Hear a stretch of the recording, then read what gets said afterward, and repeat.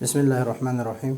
آج کا جو سبق ہے ہمارا اسم کی تعریف ہے، پھر اسم کی دو قسمیں موضوع اور محمل، اور پھر موضوع کی دو قسمیں مفرد اور مرکب، اور پھر مفرد کی تعریف ہے اور مفرد کی تین قسمیں ہیں، اسم، فعل اور حرف۔ تو سب سے پہلے ہم الگ کرتے ہیں لفظ کی تعریف۔ لفظ اس کو کہتے ہیں جو آدمی کی زبان سے نکلے، جو انسان کی زبان سے نکلے، اس کو کہتے ہیں لفظ۔ اور لفظ اصل عربی لغت میں پھینکنے کو کہتے ہیں، پھینکنا۔ تو اگر کوئی یعنی مثلا عربی میں ایک مقولہ مشہور ہے کہ اکلت التمرہ ولفظت النوى، میں نے کھجور کھائی اور اس کی گٹی جو اس کو پھینک دی۔ تو لفظ یہ تو اس کی لغوی معنی ہے، اصطلاحی معنی ہے پھینکنا۔ پھینکنا جو ہے یہ اس کا لغوی معنی ہے، اور اصطلاحی معنی ہے یہ آدمی ما یتلفظ به الانسان۔ بس اس کو یاد رکھیں، ما یتلفظ به الانسان، انسان جس چیز پر تلفظ کرے وہ لفظ ہے۔ آدمی کی زبان سے جو نکلے اس کو لفظ کہتے ہیں۔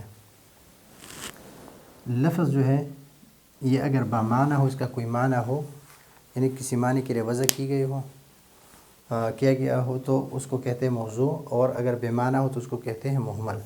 مثلا ہمارے پاس دو، اکثر ہم کہتے ہیں کہ پانی،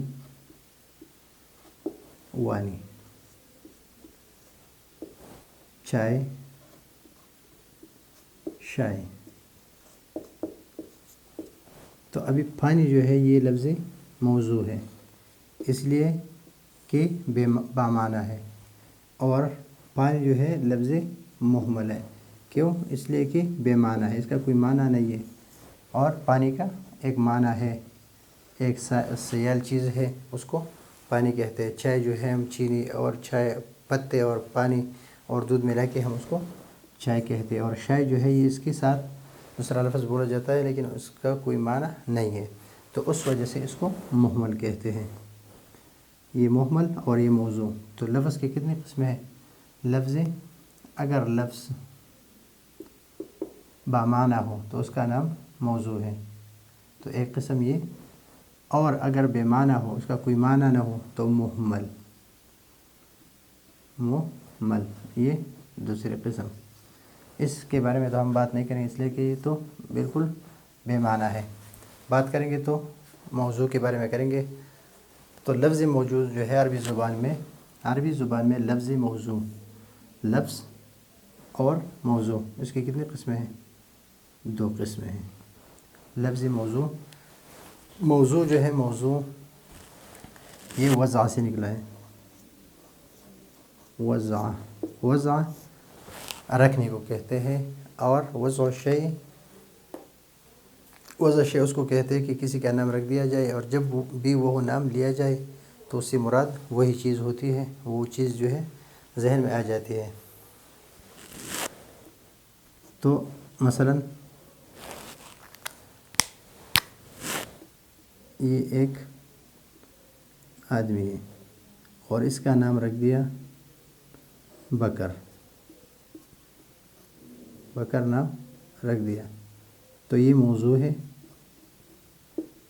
لفظ موضوع ہے، اور اس کا معنی جو ہے یہ شخص ہے، یہ شخص جو ہے یہ اس کا معنی ہے بکر، تو یہ موضوع اور یہ معنی۔ تو یہ ہے، اگر انسان اس پر تلفظ کرے تو اس کو لفظ موضوع کہیں گے، لفظ موضوع، اس لیے کہ اس کو ایک انسان نے وضع کیا گیا ہے اس شخص معین کے لیے، تو یہ معنی اور یہ موضوع۔ تو اس لفظ موضوع کے دو قسمیں، ایک ہے مفرد اور ایک ہے مرکب۔ موضوع کی کتنے قسمیں؟ دو قسمیں، لفظ مفرد اور لفظ مرکب۔ پھر لفظ مفرد جو ہے، اس کی مفرد اس اکیلے لفظ کو کہتے ہیں، اکیلے لفظ کو یعنی ایک لفظ کو کہتے ہیں جو ایک معنی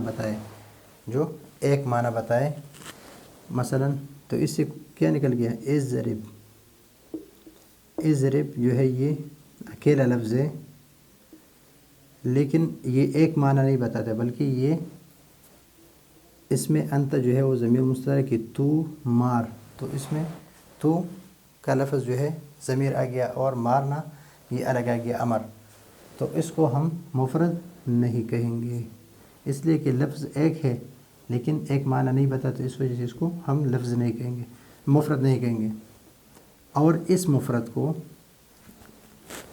کو کلمہ بھی کہتے ہیں، یعنی مفرد اور کلمہ دونوں ایک چیز ہے، اس دونوں کو ہم اس طرح کہیں گے۔ یہ بات ہو گئی، تو اس کے بعد یعنی اگر ایک لفظ اور ایک معنی پر دلالت کرے تو اس کو ہم مفرد کہیں گے، اور اس مفرد کو ہم کلمہ بھی کہیں گے۔ پھر اس کلمے کی 3 قسمیں ہیں، اسم ہے، فعل ہے اور حرف ہے۔ اسم، فعل، حرف۔ تو آج کا جو سبق ہے اس میں ہمیں یاد کرنے کی جو باتیں ہیں وہ ایک ہے کہ آدمی کی زبان سے جو بھی چیز نکلے وہ لفظ ہے، پھر وہ لفظ جو ہے یا بمعنی ہوتا ہے یا بے معنی، اگر بمعنی ہو تو موضوع ہے، اس لیے کہ کسی معنی کے لیے وضع کیا گیا ہے، اور اگر بے معنی ہو تو مہمل ہے۔ پھر یہ لفظ موضوع یہ 2 قسم پر ہے، مفرد ہے اور مرکب ہے۔ پھر لفظ مفرد جو ہے وہ اس کی تعریف ہے، اس کی تعریف یہ ہے کہ اکیلے لفظوں اور اکیلے معنی پر دلالت کرے، ایک معنی بتائے تو اس کو کیا کہتے ہیں؟ مفرد کہتے ہیں۔ پھر یہ مفرد جو ہے اس کو کلمہ بھی کہتے ہیں، اور پھر اس کلمے کی 3 قسمیں ہیں، اسم، فعل اور حرف۔ انشاءاللہ اگلے سبق میں اسم، فعل اور حرف کے بارے میں پڑھیں گے، اس وقت تک کے لیے اجازت چاہتے ہیں۔ اللہ حافظ۔